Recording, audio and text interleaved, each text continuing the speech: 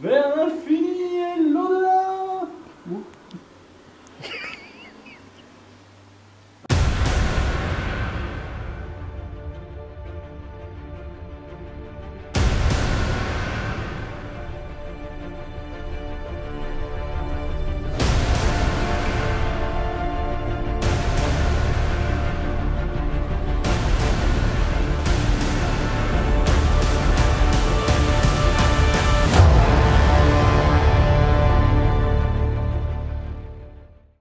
Et voilà, donc on est ici avec Mathieu. C'est pour le moi-même. petit voilà, bonus sur le village de Lourou. Voilà. Et tu vas nous en dire un petit peu plus. C'est puis, très solennel, oui, effectivement. Ouais, c'est très solennel. On va aller faire un petit tour et je suis sûr que t'as Mon plein petit de cœur va trucs, pas se tenir. Voilà, t'as plein de trucs à nous raconter, je suis sûr. On va le faire en impro, vu qu'on n'a plus qu'une demi-heure devant nous, mais on va le faire. Allez, hein. c'est parti, moi je te Voilà. suis, tiens. Pour Allez. l'histoire, suivez-moi. Il est con. Ah mais il me suit en plus, c'est bien. Bah oui. Bon, on va s'écarter des voitures du coup pour éviter qu'il y ait des problèmes de son. Pour qu'on puisse bien entendre toutes les idioties que je peux raconter. Ouais, mais vas-y. Et bah donc on est au Lourou. Alors pourquoi ça s'appelle le Lourou? Bah c'est simple, le Lourou ça vient de l'oratorio en latin qui veut dire l'oratoire. Et si vous regardez, eh bien on a un complexe religieux juste derrière nous. L'oratoire en fait, ça va donner avec le temps le Lourou, parce que la population, les paysans, ils parlaient un petit peu comme les Berrichous, ils parlaient comme ça. Et du coup l'oratoire, le Lourou, tout simplement. Bon, il y a également une légende par rapport au Lourou, c'est que justement il y avait un loup roux, incroyable, hein, aucune coïncidence avec moi d'ailleurs, qui terrorisait la population. En gros, le loup arrivait dans les maisons, parce qu'il avait la clé, il mangeait les femmes, les enfants, il laissait les vieux tranquilles et il partait. Autant vous dire, ça ne le faisait pas. Et heureusement, il y a Saint-Martin qui est arrivé, il a pris toute la population, il leur a dit « vous priez », on peut supposer qu'ils a d'ailleurs tous baptisé de force à ce moment-là, « vous priez et toute la nuit, vous allez prier ». Un énorme orage est déclenché, du coup un étang s'est créé, on le verra peut-être après, puis on a vu le loup mort au milieu. Du coup la commune s'est appelée le Lourou. Mais ça tient plus de la légende, il en va de soi. Donc justement le Lourou a été construit au XIe siècle, si je ne dis pas de bêtises, à l'époque de Fulconera III, représente. Représente parce que, on précise quand même, Ah Montbazon. oui, c'est vrai, je travaille à la forteresse de Montbazon, qui a été aussi construit par Fulconera III. Ce type-là est génial, mettez-lui 10 pouces bleus, même s'il est mort depuis, c'est pas grave. Donc, le Lourou, ça dépend de l'abbaye de Marmoutier. L'abbaye de Marmoutier, à l'époque, c'était pas des rigolos, hein, c'était fondé par Saint-Martin. À la base, il a dit « Oui, ce sera un ermitage, on y viendra pour se retirer de la société ». Quelques siècles après, l'abbaye de Marmoutier, c'est puissant dans toute l'Europe. Ça a des connexions jusqu'en Angleterre. Donc, autant vous dire, on rigole pas avec eux. Et justement, le Lourou dépend directement de Marmoutier, en tant que petit oratoire de campagne. Il y avait à peu près, si je ne dis point de bêtises, une vingtaine de personnes qui vivaient ici selon la règle de Saint-Benoît. D'ailleurs, justement, on peut avoir encore quelques traces de leur vie. Et oui, parce que du coup, on va voir un super truc. Attends, tu vas pas non plus te faire toute la vidéo. Bah évidemment, je vais pas tirer. s'il te plaît. C'est moi qui tiens, non? C'est bon? Ah, Non, je suis très mauvais cadreur. Non mais si, vas-y, allez tiens. Attention, Ma première expérience en tant que cadreur. première expérience en tant que cadreur. Tu y as cru, hein? Voilà, donc on a des petites traces quand même. Tiens, tu peux approcher, mais pas trop des au-dessus de moi, tout ça, voilà. On a quand même encore des traces des moines qui vivaient là à l'époque. Et par exemple, les moines qui étaient du coup dans ce bâtiment-là pouvaient tout à fait aller dans l'église qui est par ici. Alors que les deux bâtiments ne sont pas connectés. Non, alors il faut pas filmer en même temps. D'accord, excuse-moi. C'est que le début, hein, tu sais. C'est de débutant. Voilà, je suis que niveau 1. Et donc on peut aller voir ça par là, suivez-moi. Je te suis, oui. T'as pas besoin de me vous voyez. Alors ce qui est intéressant, voilà, c'est que ici, on peut voir, effectivement, là tu peux montrer si tu veux, qu'il y a un couloir, et c'est par là en fait que passaient les moines pour rejoindre l'église, donc ils avaient mis une petite passerelle, et alors là de ce côté, On la voit plus, effectivement. c'est la magie de l'histoire, on voit que dalle. Alors, ils y allaient pour l'office de nuit, en fait, pour celui-là. Parce que tu sais, c'est une prière toutes les 3 heures. Et donc, du coup, plein milieu de la nuit, on est réveillé parce que chez les moines, qu'est-ce qu'on s'amuse? Et hop, ils devaient partir de leur dortoir jusqu'à l'église comme ça. Et puis du coup, on a encore les clés quoi, dans l'église, non? Ouais, j'ai les clés. On va dans l'église, et puis du coup, comme ça, on va allez, vas-y, je te reprends, tiens. tu fais la suite. D'accord. Que d'émotion. Et d'amitié. Ah, c'est beau. Alors, Et on, ça, si c'est ça, ce pas sont un- certainement pas des dépenses bêtes. Hein, Ça, c'est pas un tournage efficace. Oui, alors ça, je précise, c'est pas ma trousse, hein, c'est celle de la dame qui nous l'a gentiment prêtée. Je suis pas très fleur fluo. Tu Ouais. n'assumes pas du tout le. Non, je n'aime pas du tout les fleurs fluo. Mais en tout cas, la dame est très gentille. D'ailleurs, il faudra qu'on lui dise merci après parce que c'est quand même grâce à elle qu'on peut entrer ici. C'est pas la bonne clé, je le sens. Mais si, mais si. Non, c'est pas la bonne clé. C'est pas la bonne clé. Non, parce Voilà. qu'ils ont pas mis... Galère. Ah, ah.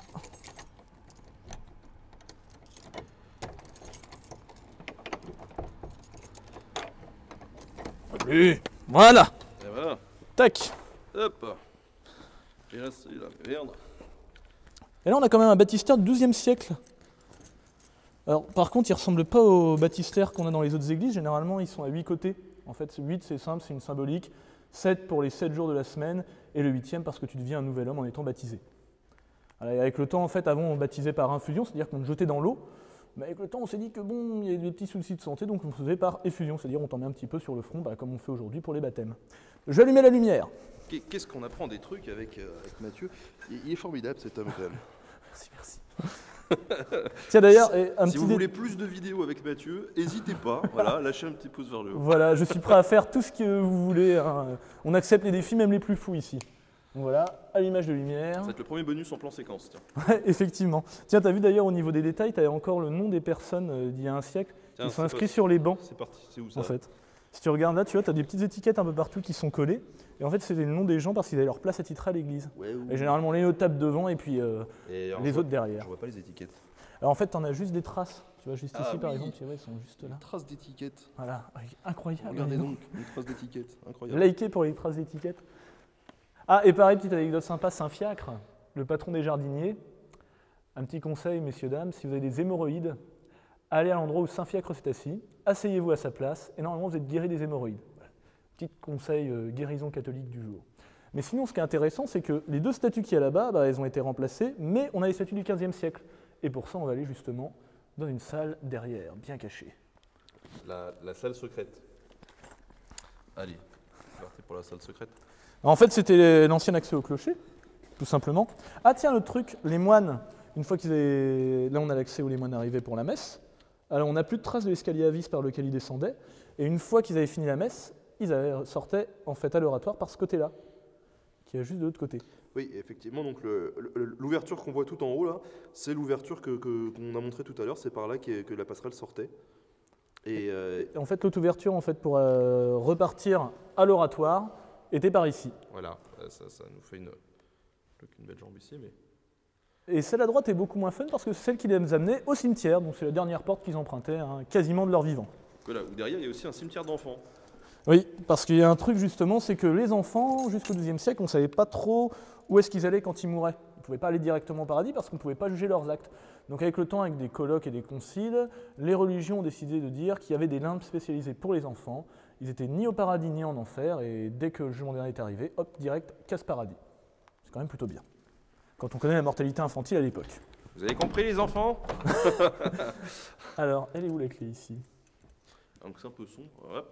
J'en profite, hein, vous voyez, juste en haut là, c'est par ici qu'on rattrapait donc la passerelle de l'autre bâtiment. Et ce qui est intéressant, c'est qu'ici, bon, on voit absolument rien, mais il y avait a priori un escalier qui permettait de descendre. Voilà. Et puis là, il n'y a plus trop de traces de l'escalier, si ce n'est... Peut-être ce alors, pilier, voilà, mais il y a on peut peut-être- juger de rien peut-être en ce fait, pilier, malheureusement. Peut-être par terre, là, on a un truc, on voit pas grand-chose.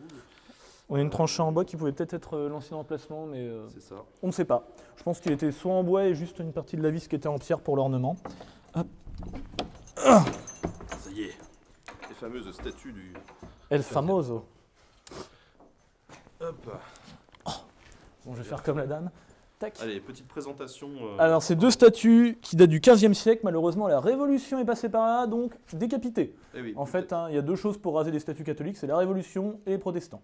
Parce que les protestants étaient iconoclastes, en fait, on n'avait pas le droit d'avoir d'autres images de Dieu que Dieu lui-même, donc on les décapitait. Bah, les révolutionnaires, eux, décapitaient systématiquement les statues. Sauf exception, naturellement.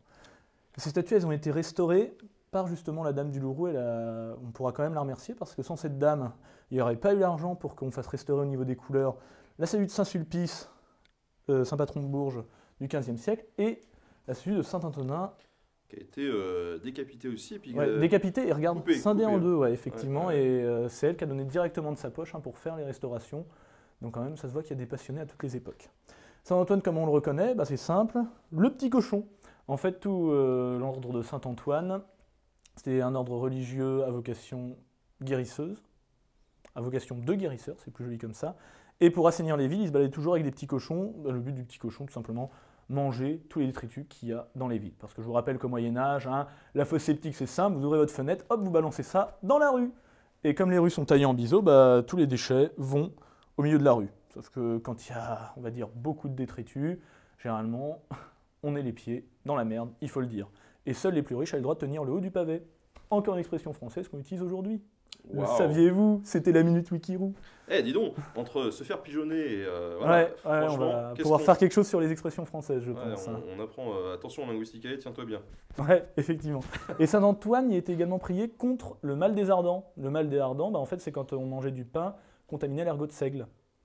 L'ergot de seigle, hein, l'ergobasine, qu'on trouve également dans le LSD. Sauf que là, il est dans sa forme mortelle, donc généralement on mangeait le pain, on délirait pendant 2-3 jours et puis on mourait. C'est arrivé à Paris, naturellement, où il y a eu un gros épisode de contamination. Ils ont même été jusqu'à prier Sainte-Geneviève pour les sauver. Ça a marché. Apparemment. Apparemment, en tout cas, ils sont toujours vivants, les Parisiens. Voilà. Et Saint-Sulpice, une des choses remarquables dont vous avez parlé, la dame, c'est que, vous pouvez voir un petit ruban bleu ici, c'est que tous les évêques qui sont reconnus par Rome se voient offert une peau d'agneau béni. Et le petit ruban bleu, en fait, symbolise cette peau d'agneau. Est-ce qu'on va voir la cloche là-haut? Non. Elle est jolie, la Non, cloche. non, on y a été tout à l'heure. Voilà, comment vous dire, il y a 3 fois, il y a 3 fois ça finalement. Et Et entre-temps, on a mangé des pizzas. entre-temps, on a mangé quand même des pizzas, donc on n'en peut plus. Bah écoute, en tout cas, merci Mathieu pour ces petites anecdotes sur le loup. Mais de rien. Voilà. Voilà. À la prochaine. À la Lâchez un prochaine. clap si vous voulez que Hop. Mathieu revienne.